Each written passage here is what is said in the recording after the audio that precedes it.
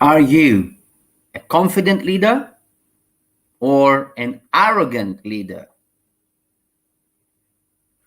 Facebook, LinkedIn, YouTube, good morning, good afternoon, and good evening. I hope everyone is well. Today, as you can see, I'm going to talk about confidence, not arrogance. And as Denis Waitley once said, to establish true self-confidence, we should concentrate on our successes and forget about the failures and the negatives in our lives. I know what you're thinking. Easier said than done, right?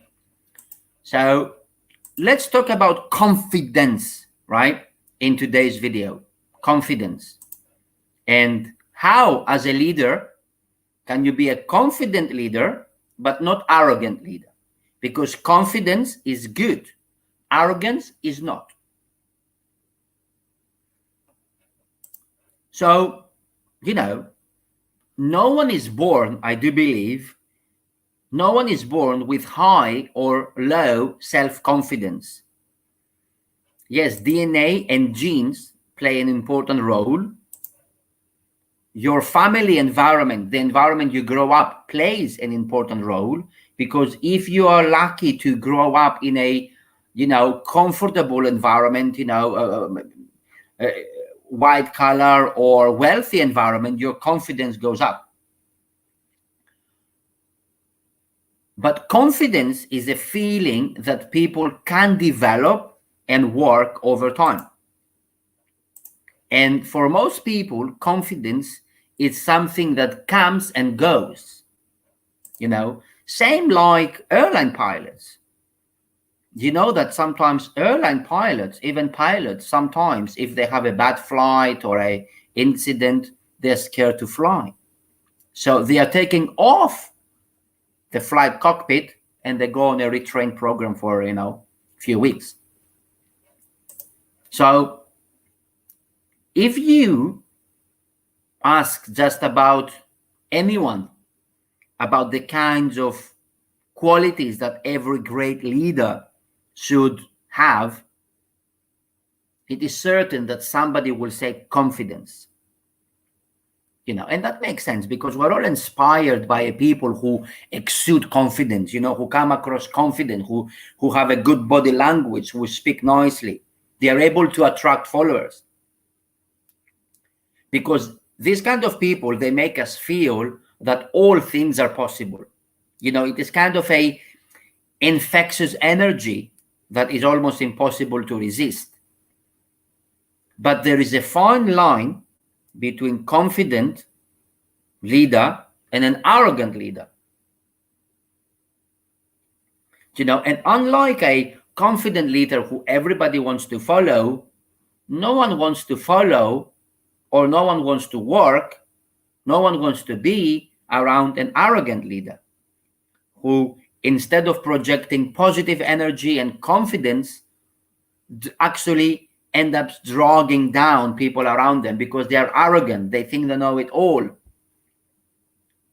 It's kind of a yin-yang, So as a leader, you're certain, you want to avoid turning to the dark side of being arrogant, but you want to be confident.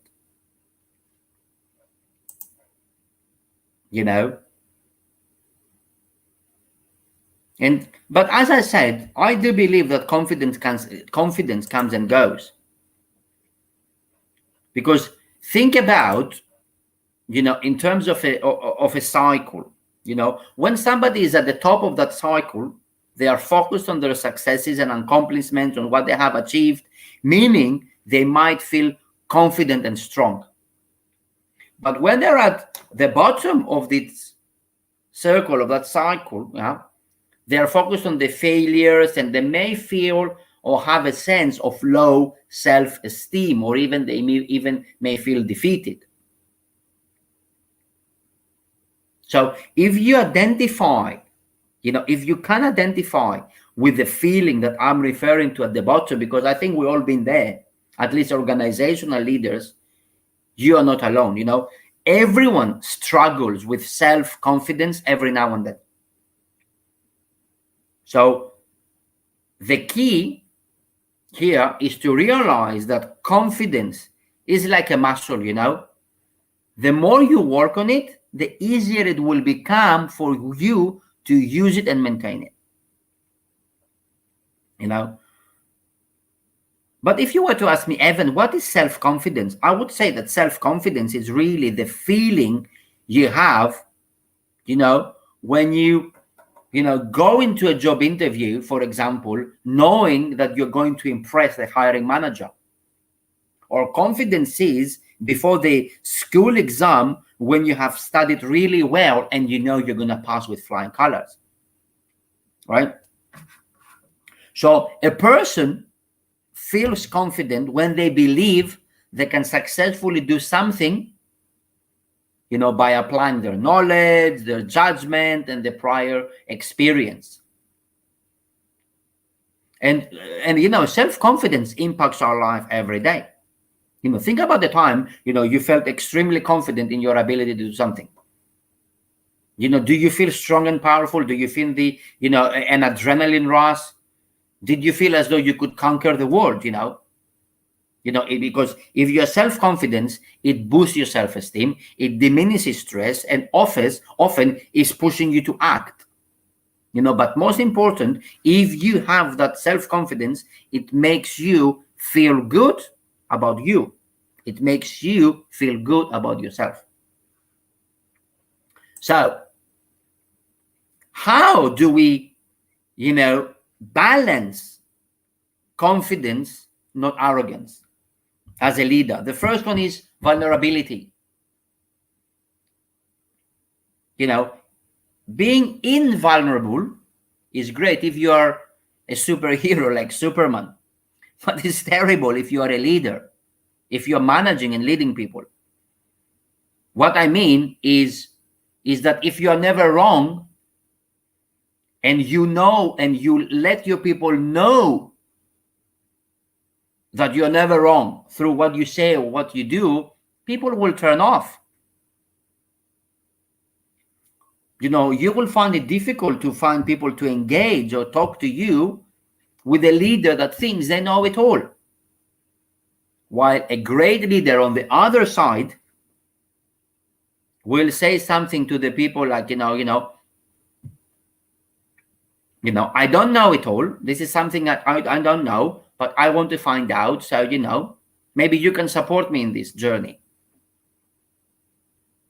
And by saying this as a leader, you imply that you are human. And if you imply that vulnerability into your people, it will give your people the license to open up and be more direct with you. Because you already have admitted that you are not a superhero, you are not Superman, and you want to be here, and you don't know it all, and sometimes you're looking for support. So vulnerability will help you become and come across as a confident leader, not as an arrogant leader, as you see. The next one is humility. Similar to the willingness to open oneself up to making mistakes. A leader cannot be arrogant enough to think that they are better than everyone around them. Yes, if you are a pilot, for example, in the aviation industry, you need, especially if you're a captain, you need to be confident that you know what you're doing, you know how the plane operates, you know what to do in an emergency situation, but you cannot come across as arrogant. You cannot come across like that you only have all the answers, nobody else. And if you think that every idea you have is the best one, you will fail because people will not open up to you. And especially these days, through my work with leaders and organizations, through my coaching work, I'll tell you something. People, employees, staff, especially these days, respond far better to humble leaders than to arrogant ones. So humility is the second ingredient if you're going to be a good, confident leader, not arrogant leader. You know?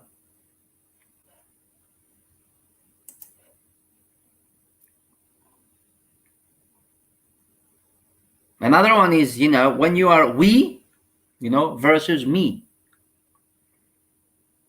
As a leader, organizational leader, company leader, team leader, sports coach leader, government leader, you should really watch the kind of words and language that you use in interacting with your team.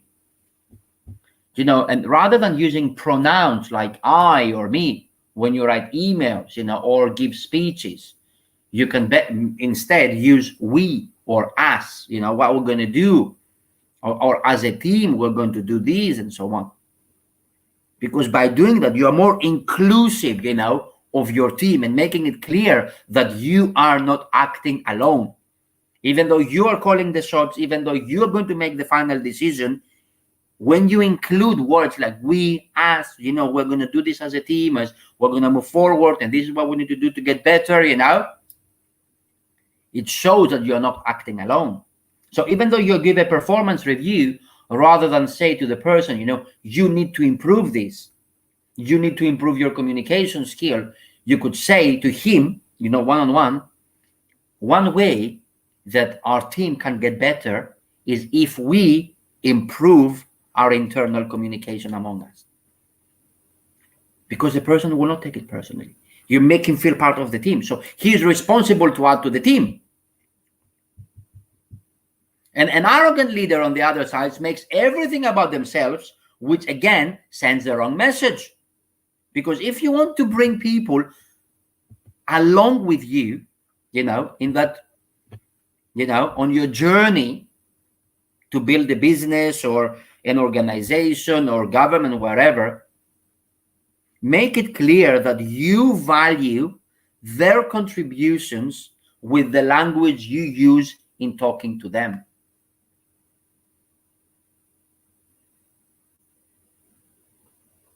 And communication as a leader is another topic that I can discuss in another video. And sometimes I have to admit, sometimes, I've written emails and I'm shocked with how often I used I, and I had to quickly, rewrite those emails in order to be more inclusive.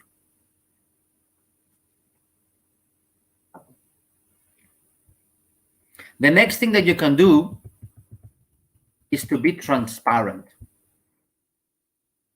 And I spoke about this before, that transparency, I do believe that is like, it has become, especially when you're managing people and engaging people online and they work from home, transparency has become like a superpower for leaders.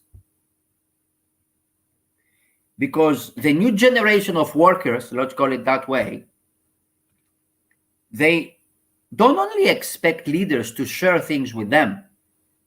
They demand it, they ask for it. Things that, and I don't mean reveal all the information about company finances and about your decisions, but things that used to be behind, that used to happen behind closed doors, now need to happen in the open. Some things cannot be hidden. And as a leader, you should be comfortable with this new dynamic. I coach executives that are telling me, yeah, I work in this company and I really don't know what is the person next to me doing. There are some countries in which transparency among organizations is not a big thing.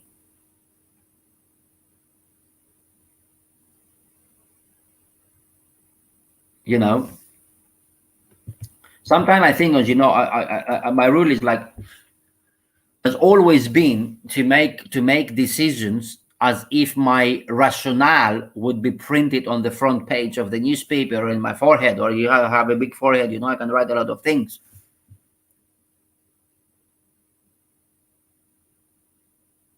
In other words, if I would be embarrassed, if I would be shy, or if someone finds out why I decided something or I could not justify it, then I was probably making the wrong decision. People inside your organization, inside your team, that are compensated in a way that others might be upset if they find out, I think the time has come to make some adjustments, because eventually everything comes out.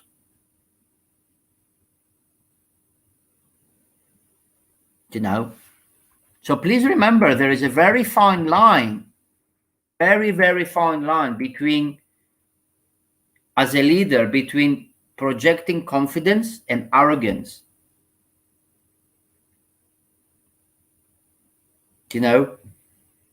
Vulnerability, humility, we versus me, and transparency, those four things, can help you on your way to inspire your team to achieve greatness and to follow you. Because what is a leader? A leader is somebody that people follow. And if you don't have followers, you don't have leaders.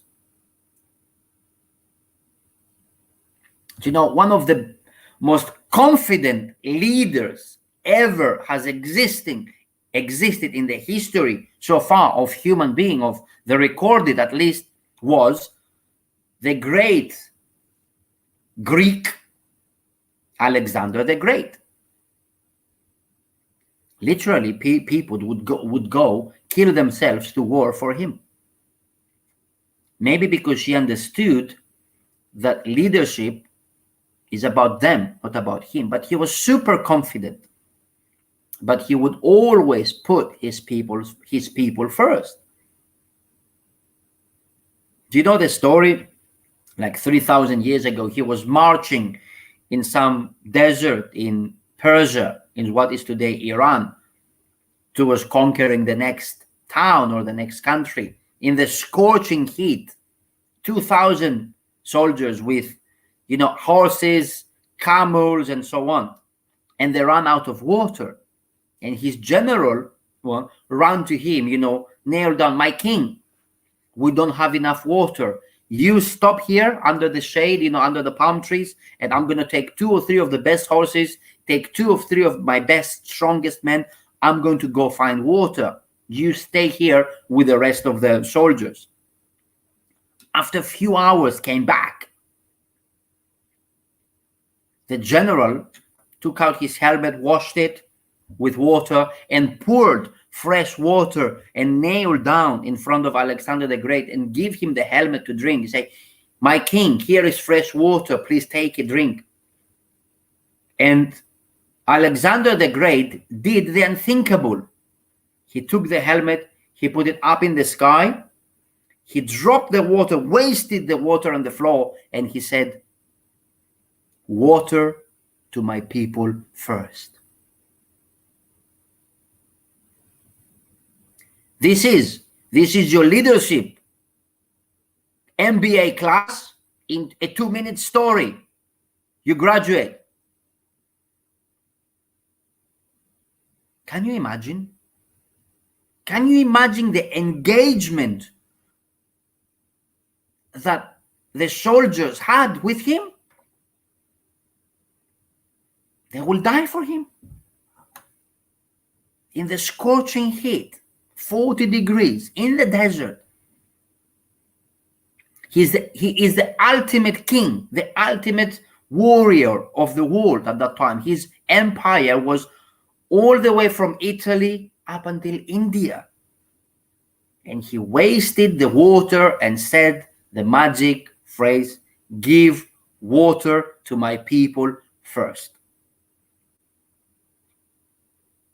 And 3,000 years ago, the other guy wrote a book that leaders eat last. Wow. Leaders drink last. This is confidence, my friends. This is not arrogance.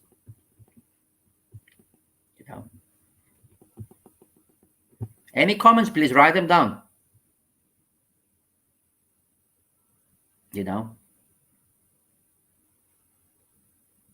And people who are confident, they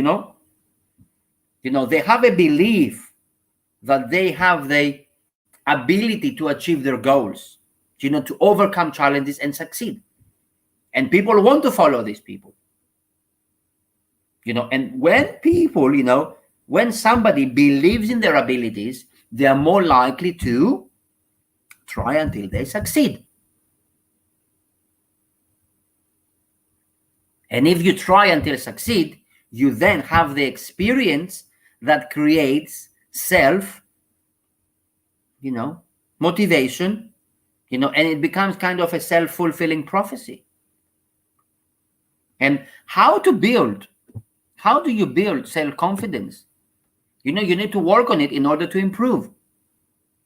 That means anybody can become more confident. The first thing that you have to do is you need to know yourself. You need to be self-aware. It means you understand your strengths and weaknesses. Because if you judge a fish by its ability to climb a tree, the fish will spend all his life thinks he's stupid.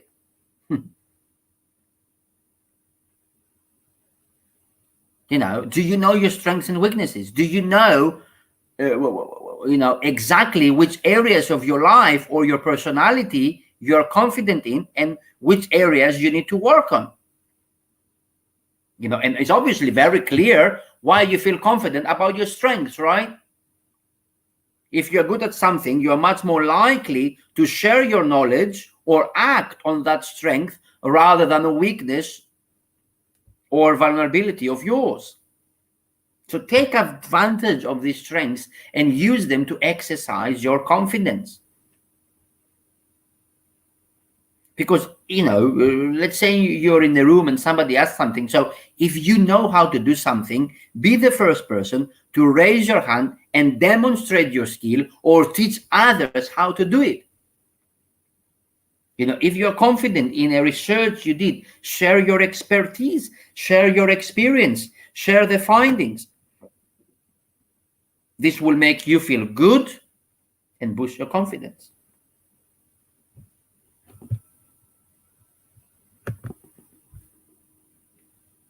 Another one is to be prepared. Because when you are prepared, when you prepare everything to do something, you're more confident in your ability to accomplish a task, to execute it. One important key to success is confidence, self-confidence. An important key to self-confidence is preparation. And preparation is a very simple way to boost confidence. Think about in terms of your co-worker presenting, at a big conference. How confident will you feel if you're prepared versus not prepared? Another one thing about appearance, people can tell a lot about you and your level of confidence by the way you physically present yourself. That includes your overall body language, your clothes, the way you carry yourself, right? Imagine, imagine you are interviewing two people, you have two equally qualified candidates, technically equally qualified. The first candidate, is, the entire interview is not making eye contact, is not looking, confident, but the second candidate gives you a firm handshake, look in the eye, and is wearing a, not expensive, a nice suit. Who would you choose for the job, providing both are equally qualified? Exactly. Of course, you will choose the more confident one for whatever reasons. The second candidate looks more confident, looks more prepared.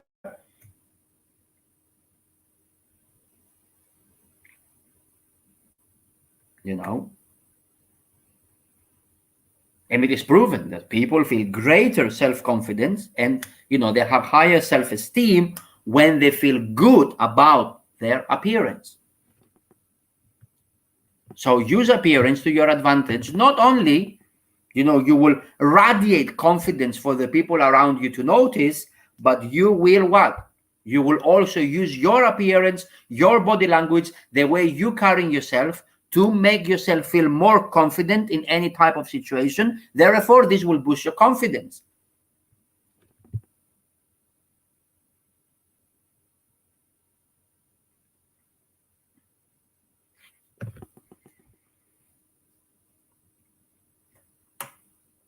You are a leader.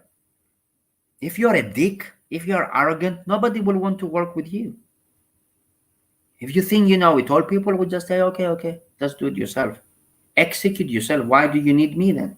If you think you know it all, why do you need me?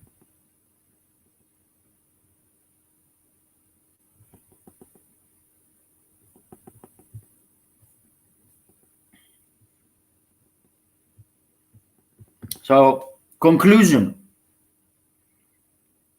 Self-confidence, it is not easy to achieve or maintain. The environment that you grow up plays an important role. Your DNA plays an important role. Your genes play an important role. But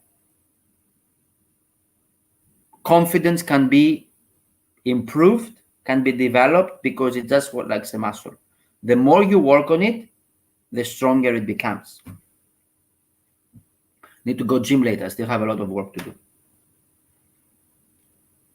And if you are a leader, if you are an organizational leader or whatsoever, there are many reasons why confidence is essential in your, first of all, professional life, as well as personal life. Because if you are not confident as a leader, people will not follow you. They will not believe in your abilities. Say, why shall I follow this guy? I don't trust, I don't feel confident, I don't feel empowered by him. He doesn't seem sure of what he's doing. And most important, if you come across as arrogant, you will struggle to gain followers. A leader has the people. A manager has the business card. A leader has people, followers. A manager has a business card.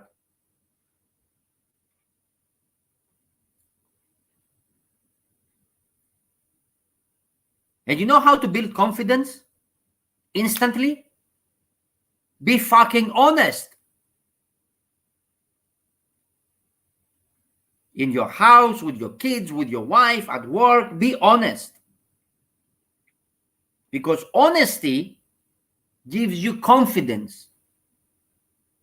Doing the right thing gives you confidence. This is how your subconscious mind works.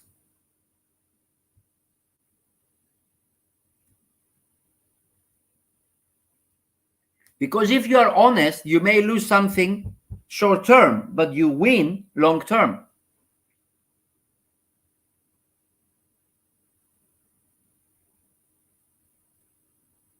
And another way to gain confidence is to work, to practice something. Why? Because that's how the circle works. This is how the chain works. If you work on something, if you practice on something, if you keep practicing on something, that gives you what? That gives you experience. Sometimes you will fail, sometimes you succeed. That failure and success gives you knowledge, experience. That experience and knowledge gives you more knowledge how to do the thing better. Then you will start doing the thing better.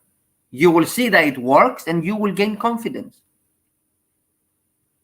So if you want to increase your confidence, practice something. If you want to be confident on how to ride the bicycle very good without hands, keep practicing on riding the bicycle. If you want to become more confident in public speaking, you can read all the bloody books in the world and you can attend all the courses. But the only way to get more confident in public speaking is like practicing.